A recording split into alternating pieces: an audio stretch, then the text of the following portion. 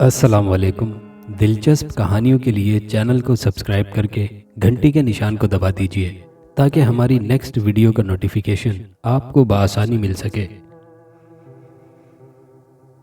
मैं बेंच पर बैठा हुआ था कि अचानक मुझे यूं लगा जैसे मुझे किसी ने पुकारा हो। मैंने इर्द गिर्द देखा तो कोई ना था। मैंने इसे अपना वहम करार देकर फिर से मुतमईन होकर बैठ गया और माजी की भूल भुलैयों में खो गया। मेरा नाम फरहाद है। मेरा एक मुतवस्सित तबके से ताल्लुक़ है। मुझे पढ़ने का बहुत शौक़ है जिसमें खौफनाक कहानियाँ हों, और वो शौक़ कोई नावल या डाइजेस्ट पूरा करता है। मेरे अब्बू अहमद अली का अपना एक मेडिकल स्टोर है और हम घर वालों पर अल्लाह का बड़ा फजलो करम है। घर में हर तरह का आराम व आसाइश है। ज़रूरत की तमाम चीज़ें हर वक्त मौजूद होती हैं। मैं कॉलेज में एक लड़की आसिफा से बहुत मोहब्बत करता हूँ और वो भी मुझे टूट कर चाहती है। वक्त का पता नहीं चला। मैंने जब अपनी घड़ी में देखा तो पता चला रात के 8 बज चुके हैं। मैं जल्दी से उठा, लिबास दुरुस्त किया और चल पड़ा। वो एक इंतहाई मनहूस लम्हा था जब मेरे दिमाग में कब्रिस्तान वाले रास्ते से वापस जाने की ख्वाहिश जागी। यकीनन आप सोच रहे होंगे कि वो कब्रिस्तान आसेबी है। तो जी हाँ, बिल्कुल। उस कब्रिस्तान के बारे में अफवाहें फैली हुई थीं कि वो कब्रिस्तान आसेबी है और रात का अंधेरा फैलते ही कब्रिस्तान या इसके करीब से गुजरने वाले लोगों को वो आसेब नुकसान पहुंचाता है। वो सियाह कफन में नजर आता है। मैं कब्रिस्तान में दाखिल हुआ। हर तरफ घुप अंधेरे का राज था। ऐसा अंधेरा था कि हाथ को हाथ सुझाई न दे रहा था। अगरचे चांद की 14 तारीख थी। कब्रिस्तान में बहुत ज्यादा दरख्त थे जिनकी शाखें दूर दूर तक फैली हुई थीं। घुप अंधेरे के पेश नज़र मैंने जेब से अपना मोबाइल निकालकर टॉर्च ऑन कर ली। अब मैं बुरी तरह पछता रहा था कि मैंने ये रास्ता क्यों मुंतखब किया। अगरचे ये रास्ता बहुत ही मुख्तसर था लेकिन बहुत ही हौलनाक। अगर मैं दूसरे रास्ते से आता तो डर और खौफ से मुबर्रा रहता, लेकिन बेशुमार अफवाहों की वजह से अंदरूनी तौर पर मैं बहुत सहमा हुआ था। अगर एक पत्ता भी खड़कता तो जैसे मेरा दिल उछलकर हलक में आ जाता और मेरी हालत गैर होने लगती। और ऐसे माहौल में डरना फितरी बात है। मैं जैसे ही कब्रिस्तान के वस्त में पहुंचा तो एक कर्बनाक, दहशतनाक और रोंगटे खड़े कर देने वाली चीख बुलंद हुई। उसके बाद एक ऐसा मंजर रूनुमा हुआ कि बस मैं हिलकर रह गया और साथ ही जैसे मुझ पर कपकपी सी तारी हो गई। वो मंजर ये था कि अचानक एक कब्र में से दूधिया गाढ़ा गाढ़ा धुआं निकलने लगा। फिर वो धुआं एक जगह जमा होने लगा। फिर वो सारा धुआं एक हेवले की शक्ल इख्तियार कर गया। उसके बाद कब्र के करीब रोशनी होने लगी। फिर वो हेवला सियाह कफन में मलबूस नजर आने लगा। यानी हेवले के जिस्म पर जो कपड़ा मौजूद था अब वो बिल्कुल सियाह था। हेवले की सुर्ख आंखें मुझ पर मरकूज थीं। फिर वो हेवला मेरी तरफ बढ़ने लगा तो मेरी हालत ऐसी हो गई कि काटो तो बदन में लहू नहीं। मैं भागना चाहता था लेकिन जैसे जमीन ने मेरे कदम पकड़ लिए हों। फिर उस हेवले में से एक भारी मर्दाना आवाज उभरी, फरहाद, डरने की जरूरत नहीं, मैं तुम्हें कुछ नहीं कहूंगा। उस आवाज को सुनते ही मेरी हालत कदरे संभली और मुझ पर सवार मेरा सारा खौफ रफू चक्कर हो गया। न जाने क्यों अब मुझे बिल्कुल भी खौफ महसूस नहीं हो रहा था। वो हेवला बोला, इधर आओ, और मैं उसके पीछे चल पड़ा। ऐसा लगता था कि मैं ट्रांस की हालत में हूँ। मेरे कदम उसके पीछे पीछे बढ़ने लगे। वो मुझे लिए हुए कब्र के पास खड़ा हुआ तो कब्र शिक हो गई और फिर उस हेवले ने मुझे अपने हाथ में यूं उठाया जैसे कि मैं एक खिलौना गुड़िया हूं, और फिर मुझे वो लिए हुए कब्र में उतर गया। ऐसा लगता था जैसे मुझे लिए हुए वो हवा में मौलक आगे बढ़ रहा है। कब्र के काफी नीचे जाकर उसने मुझे एक जगह खड़ा कर दिया। वो एक कमरा था। उस कमरे में सारी चीजें मौजूद थी। मुझे खड़ा करके वो एक तरफ को बढ़ गया। फिर वो वापस मेरे करीब आया। अभी भी वो सियाह कफन में मलबूस था। उसकी आवाज उभरी, फरहाद, तुम मसहरी पर बैठ जाओ। और जब मैं मसहरी पर बैठ गया तो वो बोला, फरहाद, मुझे तुम्हारी मदद की ज़रूरत है।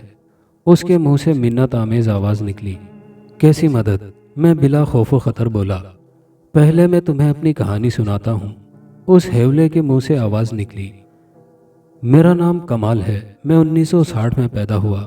میری پیدائش کے دن گھر میں بہت خوشیاں منائی گئی، کیونکہ میرے والدین کو شادی کے 12 سال بعد رب نے اولاد سے نوازا تھا۔ وقت کے ساتھ میں بڑا ہوتا گیا، میری ہر فرمائش پوری کی جاتی۔ میرے والدین مجھے عام انسانوں کی طرح نہیں بنانا چاہتے تھے۔ انہوں نے مجھے بہت اچھے اسکول میں ایڈمیشن دلوایا۔ میں پڑھائی میں بہت تیز نکلا اور کلاس میں فرسٹ پوزیشن لیتا رہا۔ ابو بہت خوش تھے۔ امی سے بولے، دیکھنا رخسانہ، ایک دن میرا یہ بیٹا میرا نام ضرور روشن کرے گا۔ میں ہر کلاس میں فرسٹ آتا۔ میٹرک میں نے بورڈ میں ٹاپ کیا۔ پھر میں نے کالج میں ایڈمیشن لیا اور ہر ٹیچر کا فیوریٹ بن گیا۔ فرسٹ ایئر میں نے اس کالج میں پڑھا اور پھر ابو سے کہہ کر میں نے ایک عمدہ کالج میں داخلہ لے لیا۔ اب میں جس کالج میں گیا تھا وہاں ایک لڑکا علی تھا۔ اس کا چرچا ہر ایک کی زبان پر تھا، کیونکہ وہ تھا ہی ایسا حسین سیرت، حسن سلوک، ہر دل عزیز اور پڑھائی میں سب سے آگے۔ اور پھر ایک وقت آیا کہ میں بھی ہر کسی کا ہر دل عزیز بن گیا۔ اب سارے ٹیچرز مجھے بھی پسندیدگی اور تعریفی نظروں سے دیکھنے لگے تھے، یعنی میں بھی سب کا من پسند ہو گیا تھا۔ مگر علی مجھ سے بہت جیلس ہوتا تھا اور پھر وہ مجھے کالج سے نکلوانے کے بہانے ڈھونڈنے لگا۔ پھر ایک روز علی نے مجھ سے کہا، کمال تم اس کالج سے چلے جاؤ ورنہ میں تمہیں قتل کر دوں گا۔ اس کی بات سن کر میں دنگ رہ گیا۔ علی، میں نے تمہارا کیا بگاڑا ہے؟ میں حیرت زدہ لہجے میں بولا۔ تم نے مجھ سے میرا سب کچھ چھین لیا اور کہتے ہو کہ میں نے تمہارا کیا بگاڑا ہے؟ اس نے طیش میں آ کر میرا گریبان پکڑ لیا اور اسی وقت سر طاہر وہاں سے گزرے اور انہوں نے جب معاملہ گمبھیر ہوتے دیکھا تو علی کو خوب کھری کھوٹی سنائی۔ اس کے بعد علی کی اور میری دشمنی پکی ہو گئی۔ علی ایک جنتر منتر کے ماہر پنڈت نارائن کے پاس چلا گیا اور اسے اپنی تمام رودات سنا دی۔ تو اب اس لڑکے کے ساتھ کیا کرنا چاہتا ہے؟ پنڈت نے پوچھا۔ میں چاہتا ہوں کہ مر کر بھی اس کی روح بے چین رہے۔ میں اسے بہت اذیتناک سزا دینا چاہتا ہوں، علی بولا۔ ٹھیک ہے، پھر تجھے اس کے بدلے میرا ایک کام کرنا ہوگا، پنڈت بولا۔ کیسا کام؟ علی حیرت زدہ لہجے میں بولا۔ میرے پاس ایک کماری کنیا لانا ہوگی جس کا میں شیطان دیوتا کے چرنوں میں بلیدان دوں گا۔ اگر یہ کام تو کر دے تو پھر تیرا کام بھی ضرور ہو جائے گا، پنڈت بولا۔ ٹھیک ہے۔ کچھ سوچنے کے بعد علی نے ہاں کر دی۔ پھر علی نے ایک لڑکی نیلم جس کے ساتھ وہ وقت گزاری کر رہا تھا، اس نے لڑکی کو اپنی چکنی چپڑی باتوں سے کہیں چلنے کے لیے آمادہ کر لیا اور پھر اس نے لڑکی کو پنڈت کے حضور پیش کر دیا اور پنڈت نے اس لڑکی کو شیطان دیوتا کے چرنوں میں ذبح کر دیا اور اس طرح شیطان دیوتا خوش ہو گیا۔ کسی بھی صورت کمال کے راستے میں یہ 3 لیموں ڈال دینا، اس کے بعد تماشا دیکھنا، پنڈت بولا۔ ٹھیک ہے، وہ بولا۔ اور پھر علی نے میرے راستے میں جادو کیے گئے 3 لیموں ڈال دیے۔ میں فراٹے بھرتے ہوئے کار دوڑائے جا رہا تھا کہ اچانک میری کار ایک دیو ہیکل درخت سے ٹکرائی اور میری روح ہمیشہ کے لیے جسم کی قید سے آزاد ہو گئی اور پھر میرے جسد خاکی کو قبر کے حوالے کر دیا گیا۔ وہ ایک اماوس کی گہری رات تھی۔ پنڈت قبرستان میں آ گیا۔ اس نے ہاتھ میں پکڑی ہوئی کدال سے میری قبر کو کھودنا شروع کر دیا، ساتھ ہی ساتھ وہ منتر بھی پڑھتا رہا۔ میرے ارد گرد گرم ہوائیں چل رہی تھی۔ رفتہ رفتہ وہ اتنی گرم ہوئی کہ میرا وجود جیسے جلنے لگا اور پھر اس ظالم نے میری قبر کو کھود کر مجھے باہر نکال لیا۔ میرے جسم پر سفید کفن تھا اور اس بے رحم سفاک نے میرا سفید کفن اتار دیا۔ کافی دیر تک مجھ پر کچھ پڑھ پڑھ کر پھونکتا رہا، پھر اس نے مجھے کالے کفن سے ڈھانپ دیا اور مجھے دوبارہ قبر میں لٹا کر قبر کو بند کر کے چلا گیا۔ اس نے مجھ پر کالا جادو کیا تھا۔ اب اس کا کام مکمل ہو گیا تھا۔ میں اس کے جادوئی حصار میں قید ہو کر رہ گیا تھا، لیکن ایک اپائے تھا، وہ یہ کہ میں اس آدمی سے مدد کی بھیک مانگ سکتا تھا جو اماوس کی رات پیدا ہوا ہو۔ پھر تمہارا یہاں سے گزر ہوا، تم اماوس کی رات کو پیدا ہوئے ہو۔ فرہاد، میری مدد کرو، میں بہت اذیت میں ہوں۔ تمہاری مدد کا اجر تو میں نہیں دے سکتا، مگر یاد رکھو کہ ہمیشہ اچھائی کا اجر ملتا ہے۔ میں تمہارے لیے سوائے دعا کے اور کیا کر سکتا ہوں؟ وہ خاموش ہو گیا۔ میں اس کی سرگزشت سن کر دنگ رہ گیا۔ میں تمہاری مدد کیسے کروں؟ میں نے سیاہ ہیولے سے پوچھا۔ تم اپنے کسی دوست کے ساتھ کل رات ادھر آنا، اس قبر کو کھود کر میرے بدن پر سے کالا کفن اتار کر سفید کفن میرے بدن پر ڈال دینا۔ इस तरह मेरी रूह आलम अरवाह में चली जाएगी और मैं पल पल की अजियत से पुरसुकून हो जाऊंगा। उसकी बातें सुनकर पहले तो मैं शिश्तर रह गया, लेकिन फिर मैं उस बेबस रूह की मदद करने के लिए तैयार हो गया। मैंने उससे वादा किया तो उसने कहा, अब तुम यहाँ से बखुशी चले जाओ, तुम अपनी आंखें बंद कर लो। तो मैंने अपनी आंखें बंद कर ली। उसके बाद मुझे एक झटका लगा तो मैंने अपनी आंखें खोल दी तो देखा कि मैं अपने घर के करीब था। मैं घर में दाखिल हुआ उस वक्त रात के 9 बज रहे थे। अम्मी अब्बू ने मुझे खूब डांटा। मैंने एक दोस्त से मिलने का बहाना बनाया, फिर रात का खाना खाया और उसके बाद अपने बिस्तर पर लेट गया और गुजरे हालात पर गौर करने लगा। फिर न जाने कब मेरी आंख लग गई। सुबह हो गई, फिर सूरज ने अपनी किरणें हरसू फैला दी। मैं अंगड़ाई लेते हुए उठा और फिर ज़रूरियात से फारिग होकर नाश्ता किया और फिर कॉलेज के लिए घर से निकल पड़ा। सबसे पहली मुलाकात मेरी असगर से हुई। गुड मॉर्निंग, वो हस्बे आदत खुशगवार लहजे में बोला। कैसे हो दोस्त? यार असगर, मुझे तुम्हारी मदद की ज़रूरत है। अगर तुम बुरा ना मानो तो मैं तुम्हें ज़रूरत बताऊं। मैंने सपाट लहजे में कहा। क्या हुआ, मेरी दोस्ती पर शक है तुम्हें? वो मुस्कुराते हुए बोला और फिर मैंने उसे रात वाली तमाम बातें बता दी। ये तो बहुत नेक काम है, हम आज रात ही चलते हैं और काले कफन की बजाय उस रूह को सफ़ेद कफन पहना देते हैं। वो खुश होते हुए बोला, क्या वाकई तुम जाओगे? मारे मुसर्रत के मुझे यकीन नहीं आ रहा था। हाँ यार जाऊंगा, क्या लिख कर दे दूं? वो शरारती लहजे में बोला तो जवाबन मैंने उसका हाथ अपने हाथों में लेकर शुक्रिया अदा किया। रात के साए हर तरफ फैले हुए थे।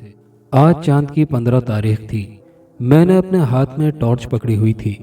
असगर ने कुदाल उठा रखी थी और हम बातें करते करते कब्रिस्तान में पहुंच गए। ये है वो कब्र, मैंने इशारा किया। अच्छा खोदूं इसको? वो बोला। अच्छा खोदता हूँ, उसने कहा और पहली ज़रब कब्र पर लगाई। फिर 2 घंटों में वो कब्र खोद चुका था।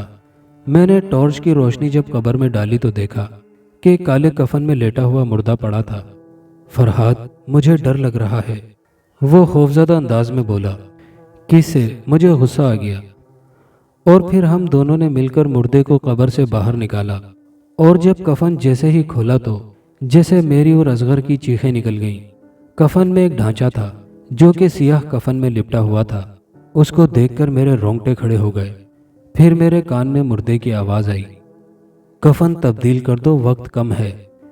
फिर न जाने मुझ में इतनी हिम्मत कैसे आई कि मैंने आगे बढ़कर काला कफन ढांचे पर से उतार लिया। अब इस काले कफन का क्या करें? असगर इंतहाई खौफजदा अंदाज में बोला। इसके बाद मैं आगे बढ़ा और ढांचे को काले कफन से आज़ाद करने के बाद उस पर सफ़ेद कफन डाल दिया।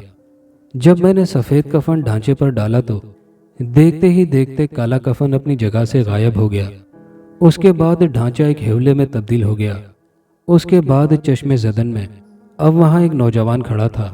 सफ़ेद कफन में उसकी आंखों में एक अनजानी चमक थी और होठों पर पुरसुकून मुस्कुराहट। उसके लब हिले। मेरी मदद करने का बहुत शुक्रिया, खुदा तुम दोनों से राज़ी हो। वो बोला। अच्छा दोस्तों, अब मेरे जाने का वक्त हो गया, मैं चलता हूँ। और ये कहते ही वो रूह आसमान की तरफ परवाज़ कर गई। मैं और असगर हैरत से उसे जाता देखते रहे। उसके बाद हम दोनों दोस्त अपने घर वापस आ गए। दूसरे दिन जब मैं कॉलेज गया तो एक बुरी खबर पूरे कॉलेज में फैली हुई थी। रात में अली, जिसने पंडित नारायण से मिलकर कमाल और एक लड़की को मौत से हमकिनार कराया था, उसकी मौत वाक़ई हो गई थी। सुबह जब घर वालों ने देखा तो वो बिस्तर पर मुर्दा पड़ा था। फौरन मेरे जहन में आया, बुरे काम का बुरा अंजाम ही होता है।